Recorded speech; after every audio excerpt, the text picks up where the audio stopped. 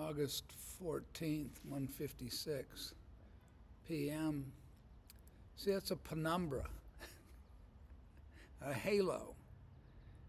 Penumbra is like the shadow that's cast when there's a solar eclipse. Inside is darkened, and the solar flare, the halo, is outside it. And that's what I'm talking about, is this question that somebody asked on a YouTube posting, whether I was a prophet or not. And my answer is that I'm a prophetic voice. Because of the prophecy, the prophetic part of me has been in my artwork, and it's been prophetic. And the words in it have, accompanying the images and the words on my books or whatever, all have turned out to be prophetic. Like early on, my books are talking about the 18th chapter in the book of Revelation, and it's printed on one of my books, The Whore of Babylon. But I myself, celestial revival is the prophet. This is a black woman. And I use black as just kind of a, whatever word, I don't know from Adam about who's black or who isn't black or what that word even means. But for the purposes of general description, she's not, a typical, how I picture typical prophets from the Old Testament is elderly white males like myself. So I've stopped working. Like I don't. Well, I draw a little bit here and there. Like today, I draw somebody sitting across from me. But that leads into, why does my work look like it does? Early on, I swallowed whole the bullshit modernist horse manure of, abstract expressionism and minimalism and conceptual art and Van Gogh and Gauguin, and this is all great. It's not. It's specifically made so that it can't be great. So you can't show human reality. In other words, everything's vague shapes. You look at everything as a shape and a color, and you compose your shapes with your colors and your lines. And this isn't art, it's decoration. It's entertainment if you throw in a lot of nude genitalia, and so my work has all of that. It has all the hybrids, and it has all the demonic entities and the sex parties but it isn't. I'm not seeing it as masturbatory material like other people are, because that's how they see art, is they get off on it. R. Crumb, Robert Crumb, the demented imbecile who's seen as a great genius now, because he has a chateau in France and his work's worth millions and millions. That was all generated from a movie. His work wasn't worth shit compared to anybody else. It was worth about the same as for his original. I saw him in a comic store in Europe, in Amsterdam. His originals, well, they're white out and they're crappy drawings. But he's into, and in the movie, this is what turned on Robert Hughes, the Time Life magazine, Henry Luce's, that also highlighted Jackson Pollock and sold Jackson Pollock as the action painter. Well, Robert Hughes for Time Life, he sells R. Crumb as the great Peter Bruegel of the 20th century. Robert Crumb is the opposite of Peter Bruegel. He can't draw. He has no belief in anything except he's turned on as a kid masturbating to Walt Disney animals. So his stuff is getting sexually turned on by drawing animals having big asses and sodomy and all, his family all being sexualized so that they're the nuclear family are fornicating with each other, and it's absolutely disgusting stuff if you look at it for what it is, rather than what you think it is, because Time magazine and the Museum of Modern Art and all the critics have told you this is brilliant stuff. So I'll have animals with, 14-inch penis or something like that playing porn stars. It's satire of the insane degenerates like Robert Crumb and S. Clay Wilson and William Burroughs and all the rest of it. But you can't satirize Bob Dylan as a moron or John Lennon as a John Lennon and Bob Dylan are absolute morons. I saw John Lennon with Howard Cosell. This is just before Lennon dies. He's on there. Howard Cosell, if everyone knows him, he's like the Howard Stern. There's always a Jewish moron that talks about sex nonstop. And that makes him a genius. So you're talking about John Lennon's sex life with his Yoko Ono and how sex, how big is his genital or her, what's that like? And this is seen as social criticism or something like that. Yeah, Robert Crumb is social criticism. They're not criticizing anything. They're completely immersed in their own depravity. So I'm trying to dissociate my work, which has all of this language, bad language, because I am showing it or exposing it as evil. And that's what makes my voice prophetic. That's what I found out. It wasn't something that I knew until all the things in my comics were coming true. And nobody else notices it because they love R. Crumb or, Roman Polanski. They love pedophiles. I mean, that's... Boy, if you're a pedophile like Roman Polanski, you're going to go to the top. Johnny Depp will be in your films, and they'll all be satanic. Frank Langella and Johnny Depp and the whatever that movie was called, less and less, and with his wife, they're actually having sex, right? Let me get that, like Nicole Kidman and Tom Cruise was standing. He's sitting there watching, filming Cruise and Nicole Kidman have sex.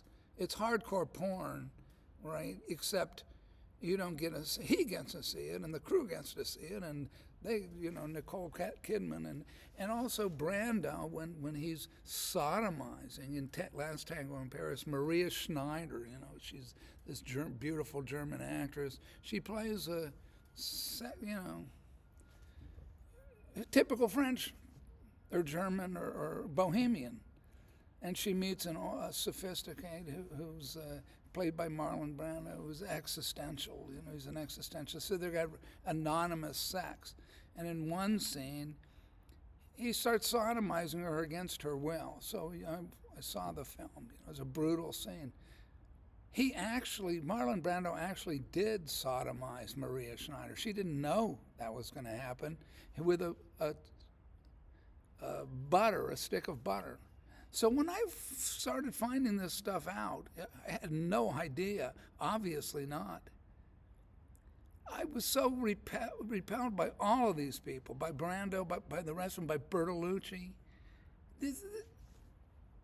And then I had no trouble understanding what Celestial was talking about, that it's sex slavery, and these people are sodomized and ruined. Oh yeah, they get to be big stars and the rest, and then there's sex objects and passed around and all the rest of it. And that was all news to me. But when that's why I'm not doing art anymore, because it's not understood as anything except, people. That's what I have people. This looks like fun. I have a scene of this torture dungeon with caricatures of Dominic Strauss-Kahn, the finance minister in Paris who'd raped a woman who gets off, of course. So I'm using this, putting him in hell and having all this, Sallow, like the Pasolini film. If anybody saw that, which is, again, they're part Gore Vidal's Caligula, any of these things. Peter O'Toole and Peter Finch, and they talk about being drunk and not knowing where they are. It's hilarious to David Letterman. I mean, it's pure debauchery. What's art about it? What's artistic about it? How does that qualify as art? A bunch of drunks, sodomizing each other and running around drunk and telling their jokes on David Letterman.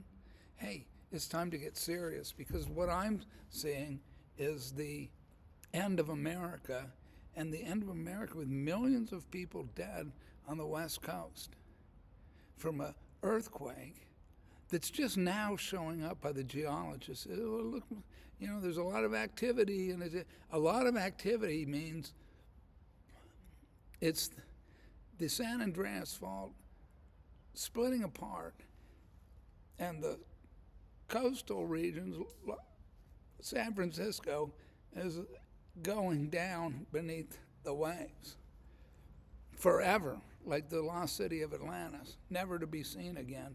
The same thing, this is God's punishment and judgment of the sodomy, and the worse than Sodom. I mean, I don't think the people in Sodom, they didn't have this technology to do this kind of horrors. But that's been what's going on, has been going on. The Warhol crowd, they're from California. Warhol had his Coke cans or whatever it was, Campbell soup cans. Show was at Ferris Gallery in Los Angeles. His movies are all made in Los Angeles, starring Dennis Hopper. A Tarzan movie or whatever. I've seen some of these, and where did I see it? San Francisco, 77. Chelsea Girls. Nobody ever shows up. It's people being exploited. They're all killing themselves. The younger ones are the ones who are being injected, jumping out of the factory window to the street below. How many of those people are suicides? Edie Sedgwick, the lovely, and she pictures of beautiful Edie, isn't it wonderful? Oh, she's amazing. She's anorexic. She's doped out. She starts injecting, she gets silicone breasts. Chuck Wine, there's your Jewish influence, your Zionist, is the filmmaker of Chow Manhattan with Edie Sedgwick in a state of total suicidal, drug out condition. Where's her friend Andy Warhol? Where's her friend Chuck Wine and all the other actors and actresses around her, and Bob Dylan? These people all destroyed her. Yeah, it was her own choice. But why is everybody celebrating the people that did this? Why do everybody celebrate the Andy Warhols and the Chuck Wines and the Bob Dylans? Why? Because they are responsible. They are satanic. They are Satan's children. Liars, murderers, and infinitely wicked. And that's who's going to be ruling. That's all. That's just the news, for today, is that it is a police state. I've told people this for years and years and years. And I'll tell them today, and they'll have no idea what I'm talking about. The sun's shining. Everybody's got nice clothes and food. Everywhere you go, it just is an alternative reality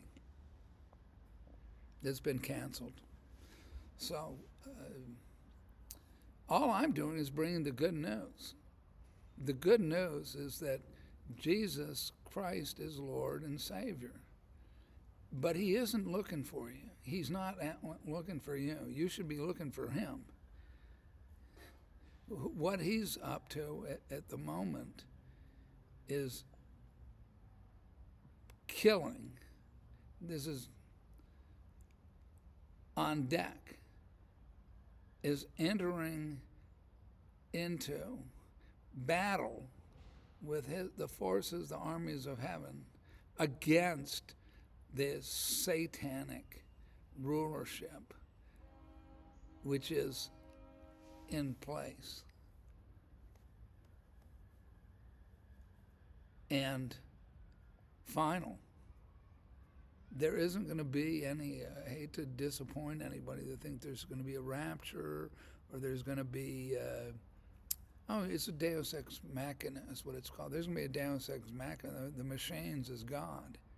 That's who's going to carry out all of this. That just brings me, stop sitting in front of a camera. Stop sitting, meaning your computer, just interacting with it, a ChatGPT, any of it. That's your brain. You've eliminated your own consciousness and replaced it with the I. That's the Illuminati I. It's not illuminating you, it's destroying your mind. See, that's your physical body, and a sound mind, or what you were given by God. Even if you have a low IQ, if you have a sound mind, like I say, I work with Down syndrome. They're the most intelligent of anybody in the population of morons and mentally ill morons. The sane ones will be the Down syndrome ones who aren't watching TV.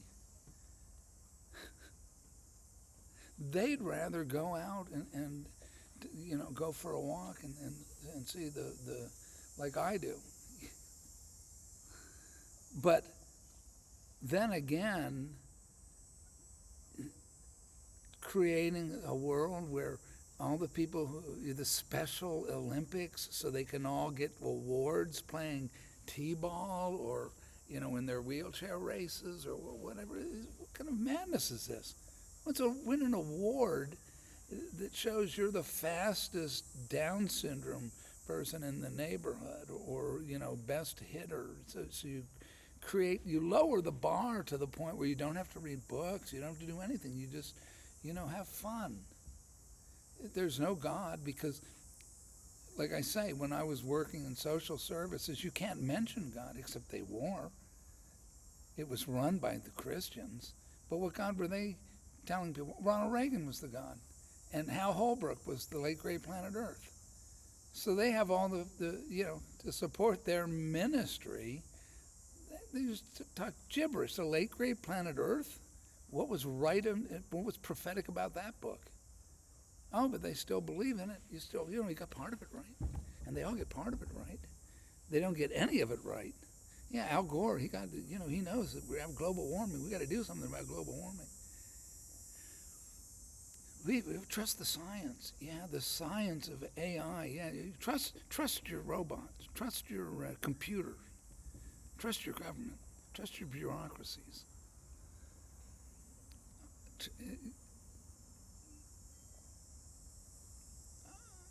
Don't trust anybody but God. That's my motto.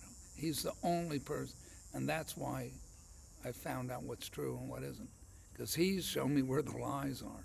That's the only way I know of to get to the truth, is to expose the lies. And that's what the course of my life and my work has been as an investigative journalist. I did a blog for years on all the financial crimes and all the sexual, the Epstein trial. I had no idea that he was defended by Ken Starr, though. That information wasn't around at the time. Or Morris, Alan Dershowitz. I always call him Morris because there's another, slime ball named Morris, Berman, and plenty of other Morrises, Maurice.